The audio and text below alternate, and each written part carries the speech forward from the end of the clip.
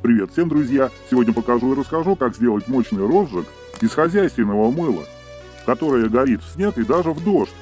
Мыло я купил хозяйственное, самые дешевые. Кусок хозяйственного мыла нужно натереть на крупной терке. Теперь понадобится бутылочка небольшая, с широким горлышком. Я взял на 300 мл. С бутылочки я сниму этикетку. Натертым мылом нужно заполнить бутылочку. Бутылку нужно забить полностью мылом. Должно получиться вот так. В бутылочку с мылом нужно налить бензин до краев бутылочки. Бутылочку плотно нужно закрыть крышкой и оставить ее в теплом месте настаиваться примерно сутки. Сейчас я покажу, как она горит. Готовую смесь для розжига нужно немного выдавить на дрова из бутылочки. Горючая смесь с легкостью поджигается. Хорошо горит при морозе, при снеге и даже при дожде. Сильный ветер не помеха.